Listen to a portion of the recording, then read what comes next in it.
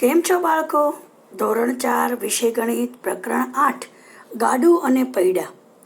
તમે પરિકરથી વર્તુળ દોરતા શીખ્યા.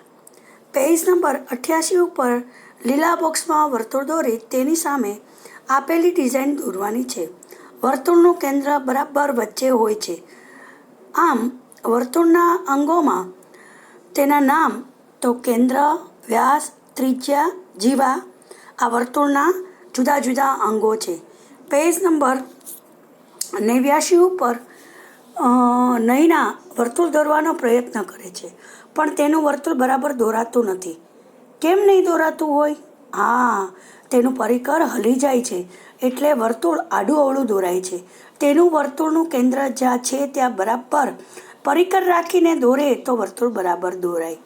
દરેક વર્તુળમાં કેન્દ્ર એક જ હોય છે, એટલે કેન્દ્ર ઉપર બરાબર પરિકર રાખવાનું યાદ રાખજો. અને તમે પણ વર્તુળ જુદી જુદી માપને ત્રિજ્યા લઈ દોરજો. મેં તમને લેશનમાં આપ્યા છે જુદા જુદા વર્તુળ દોરવાના, તો તમે ફૂટપટ્ટીની મદદથી અને પરિકરથી બરાબર માપ લઈને, ત્રિજ્યાનું માપ લઈને બરાબર વર્તુળ દોરજો.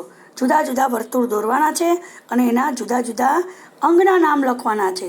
પેજ નંબર 90 ઉપર તે વર્તુળને કાપવાનું કહ્યું છે. તે મુજબ વર્તુળને કાગળ પરથી કાપી લો. હવે વર્તુળનું કેન્દ્ર ક્યાં છે તે ખબર પડશે? નહીં પડે. તો પેજ નંબર 91 ઉપર વર્તુળનું કેન્દ્ર શોધવાની રીત બતાવી છે. તે મુજબ કાપેલા વર્તુળને બરાબર વચ્ચેથી વાળો. ફરી પાછું એ જ રીતે ગડી કરી અને વાળો. વર્તુળના કુલ 4 ભાગ થઈ ગયા. ખોલો તો ખબર પડશે કે વર્તુળમાં 4 કાપા દેખાશે. જ્યાં ગડીની 2 રેખા એકબીજાને છેદે છે ત્યાં ટપકું કરો. આ તમારા વર્તુળનું કેન્દ્ર છે. આ જ રીતે તમે તમારી બંગડીનો ઉપયોગ કરી વર્તુળ કાગળમાં બનાવી વર્તુળ કાપી તેનું કેન્દ્ર શોધજો.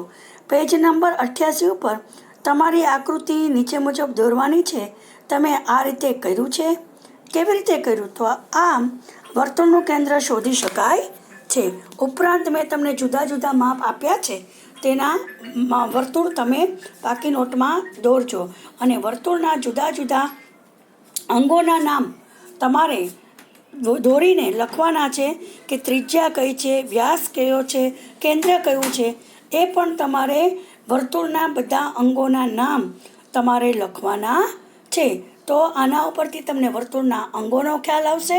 વર્તુળ દોરવા માટે તેની ત્રિજ્યા, તેનો વ્યાસ કેટલો થયો, તેનું ગુણાકાર અથવા તો તેના દાખલા ગણતા પણ તમને આવડશે.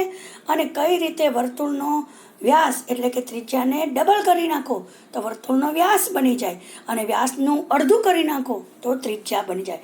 દાખલા તરીકે વ્યાસ મેં 20 મીટર કીધું હોય તો એની ત્રિજ્યા કેટલી? તો 20 × 2 કરો, એની અડધી કરી નાખો તો એની ત્રિજ્યા થઈ 10. અને હું માની લો કે એમ કહું કે 10 મીટરની ત્રિજ્યા છે, તો તમે એનો વ્યાસ શોધો તો 10 + 10 કરી નાખો, 10ના ડબલ કરી નાખો તો વ્યાસ 20 થશે.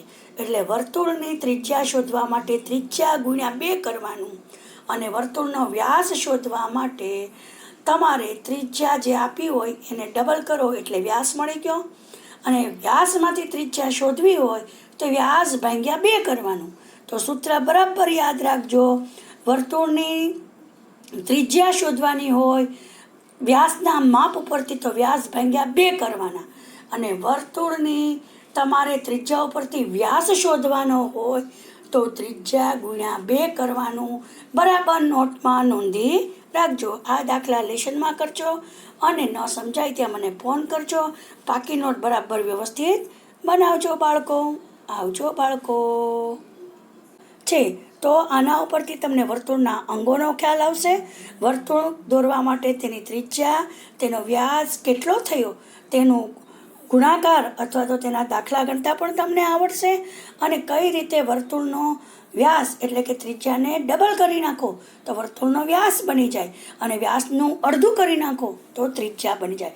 દાખલા તરીકે વ્યાસ મેં 20 મીટર કીધું હોય તો એની ત્રિજ્યા કેટલી? તો 20 × 2 કરો, એની અડધી કરી નાખો તો એની ત્રિજ્યા થઈ 10. અને હું માની લો કે એમ કહું કે 10 મીટરની ત્રિજ્યા છે, તો તમે એનો વ્યાસ શોધો તો 10 + 10 કરી નાખો, 10ના ડબલ કરી નાખો તો વ્યાસ 20 થશે. એટલે વર્તુળની ત્રિજ્યા શોધવા માટે ત્રિજ્યા ગુણ્યા 2 કરવાનું અને વર્તુળનો વ્યાસ શોધવા માટે તમારે ત્રિજ્યા જે આપી હોય એને ડબલ કરો એટલે વ્યાસ મળી ગયો. અને વ્યાસમાંથી ત્રિજ્યા શોધવી હોય તો વ્યાસ ભાગ્યા 2 કરવાનું. તો સૂત્ર બરાબર યાદ રાખજો. વર્તુળની ત્રિજ્યા શોધવાની હોય વ્યાસના માપ ઉપરથી તો વ્યાસ ભાગ્યા 2 કરવાના અને વર્તુળની તમારે ત્રિજ્યા ઉપરથી વ્યાસ શોધવાનો હોય તો ત્રિજ્યા ગુણ્યા 2 કરવાનું. બરાબર નોટમાં નોંધી રાખજો. આ દાખલા લેશનમાં કરજો અને ન સમજાય ત્યાં મને ફોન કરજો. પાકી નોટ બરાબર વ્યવસ્થિત બનાવજો બાળકો. આવજો બાળકો.